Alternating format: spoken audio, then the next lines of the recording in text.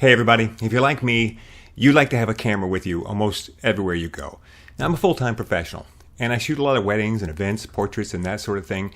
And I found that over the years, I wasn't taking a camera with me unless I was working.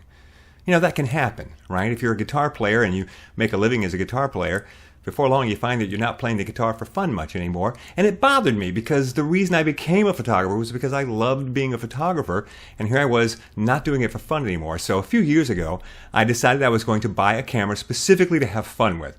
Something that I would carry with me everywhere I went. Something I would take with me on vacation. Right? Because I didn't want to carry my big Canon 5D Mark III with me with interchangeable lenses and a 70 to 200 millimeter lens with me when I was going on a cruise, right? I wanted something small. I wanted something I could have fun with, and I wanted something that would reignite my passion for photography just for the fun of it. So let's go. Of course, the biggest part of putting together this kit was trying to figure out what camera I was going to take, and the one that I finally settled on was this one. The Fuji x100f. This is actually my second one. I had the Fuji x100s before this. S stands for second, by the way, and the F stands for fourth.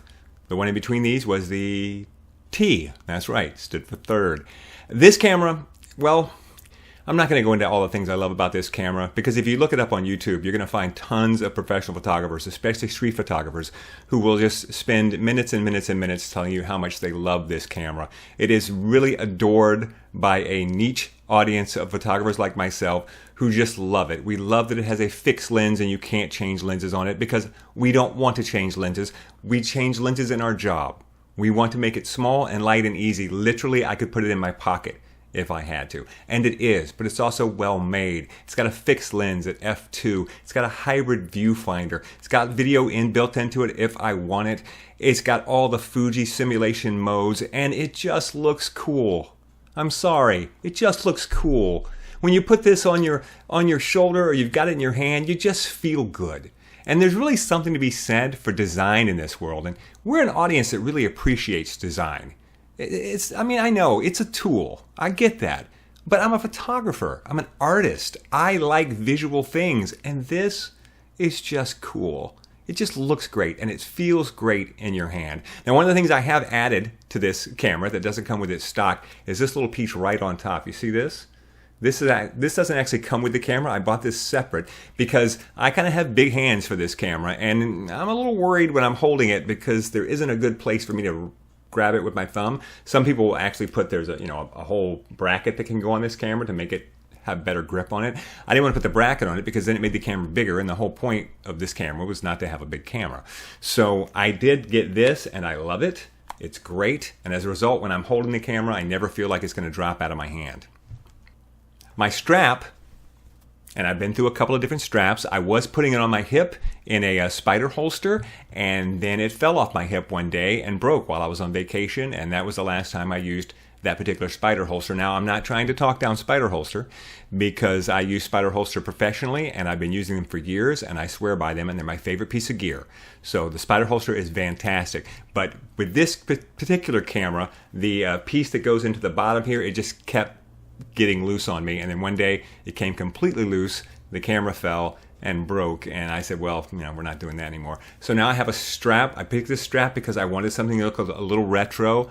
I didn't want leather because that looks retro, but really it's just not comfortable. But I did want something that didn't look like the modern plastic straps, and this is what I came up with, and I love it. It's a nice, cool design. People love this. They see my camera, they ask about it. Non-photographers want to know if it's a film camera. So it's just a joy to shoot. And this is what I carry with me when I go on vacation or if I'm going to a convention or something like that. And I don't want to carry my pro gear, but I still want to be able to take pictures. You might be surprised to discover that I actually take a flash with me. There's a flash built into the X100F, but it's, direct flash right above the camera lens. And well, I'm a professional photographer and I'm not going to be happy with that. So I actually have a flash. That's right. Godox makes this flash. Look at how small it is. Isn't this tiny? Let's put it on the camera. Look. Just the perfect size for this camera. Because if you got a full-size flash, it would just be overpowering. It'd be way too big. It only takes 2 AAA batteries, so it's not going to be as powerful as the flash that I use when I'm working a wedding, but that's okay. I just like that I have it, and I like that I can do different things with it. I even have a bounce card for it. That's right. This is a DEM Flip It. D-E-M-B. There you go. Look at the little baby bounce card. You'd be amazed at what you can get with this. You can get really much better light than you can with a direct flash. I'm hugely against direct flash. And you'd be amazed, just shooting like this with the bounce card forward like this, you can really get nice light, nice flash light without a whole lot of hot spots, pretty decent coverage. So it's fantastic for just going out with your friends and wanting to get some good pictures. Before we stop talking about flash, we have to talk about this. This is an off-camera trigger for the Godox flash. It's a little bit big. I mean, it's built for professional cameras, right? So on this camera, it's a little bit big, but it doesn't weigh too much. It's only got, I think, 2 AAA batteries in it, and I can carry this with me in my bag, and as a result, I can go full off-camera light. So if I want to take a picture with my flash off-camera, put off to the side, or bounced off a wall or something like that, I can do it, and all I have to do is add this to my kit. No photography kit is complete without a tripod, right? And I've got a big, bad monster of a tripod. Are you ready? Here it is. This is my tripod. That's right. If you look behind me, right over my shoulder back there, you'll actually see my Gorilla Pod. And that little Gorilla Pod back there, well, it's little, but not compared to this. That Gorilla Pod is what I used to carry in my kit. I'd have to bend it up pretty tight, and the top of those Gorilla Pods, I mean, they're built for holding a full-size camera, and so they're kind of heavy.